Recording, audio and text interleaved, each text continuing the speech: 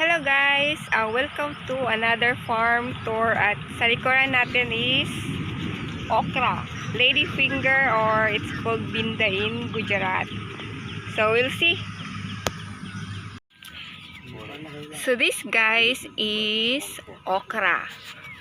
So in summertime, farmers are growing these kinds of vegetables.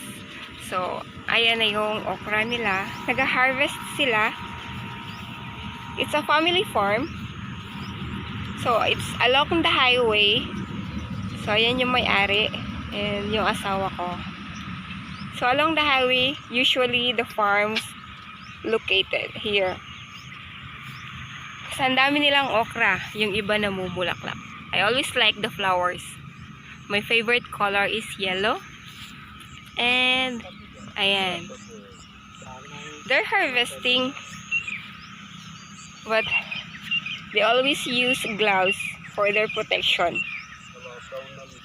Last year, I didn't know that I have allergies with this okra, and I was harvesting also, so I got antihistamine for this. So ngayon, maingat na ako, hindi na ako lumalapit sa okra. Doon na lang ako sa talong. I always amaze the flower of this. And maliliit yung okra nila dito. In Indian, they cook it as dry. They're putting spices inside. It's like stuffed okra. And they're putting all the spices inside and fry it. Sa atin kasi, minsan nilalaga lang or pinapatong lang dun sa kanin. So, ayan si ate. Small children are helping. Good, they're using gloves, right? Remember? No, this is because there is reason for that. That's it. No. Remember last year? Last year, I got the allergy. Yeah, it's thorns inside. And the plucking, you have to wear. Otherwise, I was suffering for allergy from this okra. no, the fingers will be bleeding after it. So, ayan. So, the whole family is harvesting. See, there is small child. Hindi naman sila child labor kasi sarili naman nila ito eh. They're not hiring someone else. So, meron din malalaki. But usually, people are buying the small one. So, ayan na yung harvest ni ate.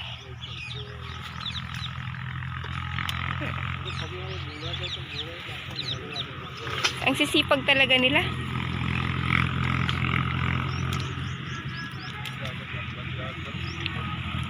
Ayan. This another kind of vegetables. This is called gawar in Gujarat. But my husband is telling me Indian fish. So when I was new with this, I was asking what is our dinner, and he said it's Indian fish. So when I opened the pot, I was expecting a fish, and it's found out that it's a vegetable. So this is the non-veg Indian fish. So it's look like fish without head. So this is it's look like. Ginigisa lang nila ito for with bawang, and it's really good. But I tried it as adobo. Kinakat ko siya like bagu beans and fry with a lot of onions and soy sauce. So in the middle of the okra is another kind of vegetables. Ang saya.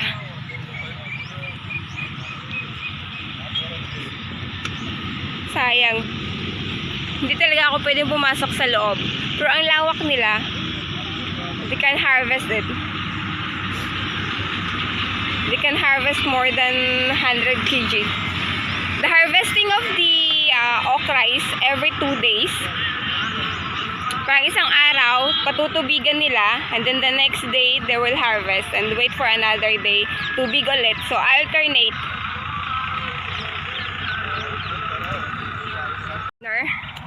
So, he wants to show us his Indian fish or gawar vegetables. The Indian fish, they don't plant more, but it's for personal consumption. And he's willing to give us a tour. Free tour.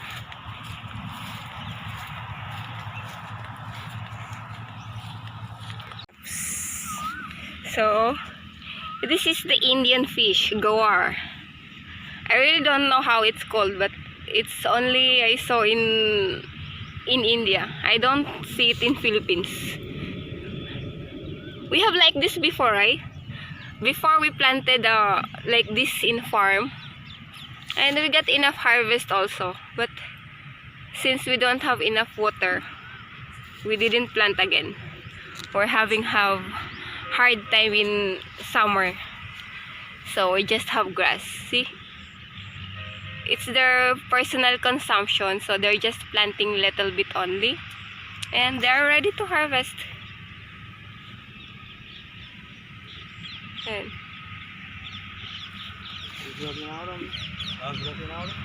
Ang ganda ng dahon niya. So this is the flowers. And I know there is seeds also from this, but I like the tender one. So inaadobo ko siya with maraming sibuyas. If may sotanghon ako, nilalagyan ko siya ng sotanghon. Minsan kasi pinapadalhan ako ng family ko ng Pinoy foods. So that Pinoy foods is sotanghon lagi. Favorite ng anak ko. So this one I always add.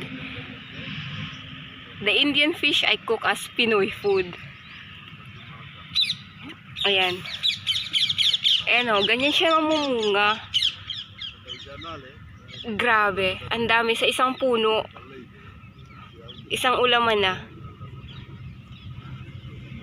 Ang ganda. At dito sa side na to guys, ito yung bajri. If you remember, I uploaded a video of cabbage farm, which the other sides is bajri. So ito siya. Ganito ang hitsura niya. Para siyang hot dogs. So it's just a matter of 1 month. This is ready to harvest. It's called red millets. Someone is asking me what is red millet. So this is the starting, the flowers. So ayan, may mga malalaki. See, pag hinarvest na siya, magiging kulay, not really red, but lighter one. And it's really tasty. It's high in fiber. This is usually food for the farmers. This is their bread. Not really the roti. It's chapati. So, it's called rotla when they will make. And the leaves of this is food for the buffalo. So, when they harvest, they will take out the seeds for the farmers' foods.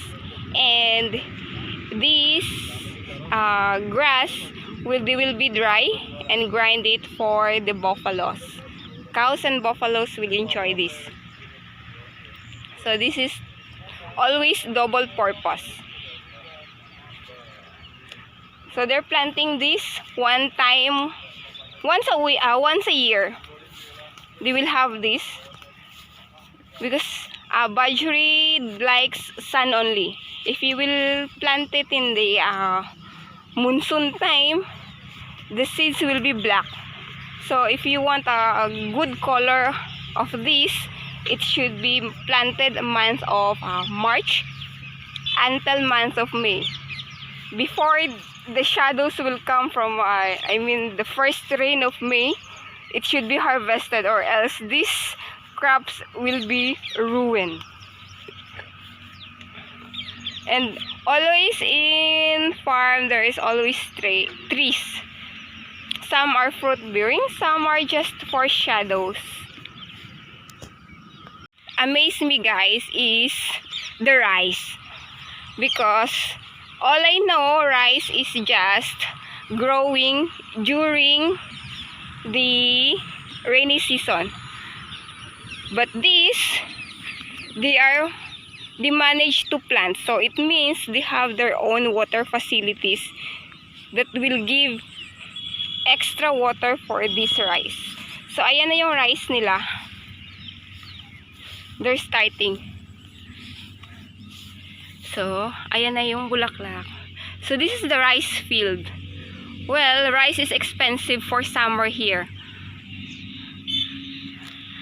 So if you miss Philippines, this is exactly look like the Philippines. Along the highway plus the rice fields.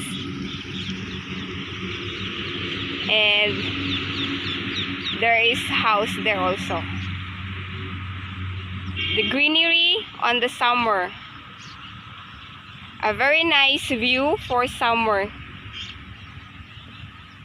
It makes me relax.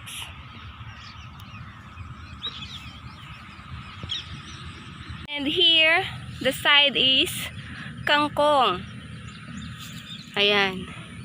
Yan yung kangkong niya. Pag may palay, may kangkong. Meron din ako nito noon. Kaso tinanggal ko kasi nga nagkakaroon ng maraming insekto dun sa mga halaman ko. So I stopped for a while. So parang ang sarap nito isigang. Kukuha ako.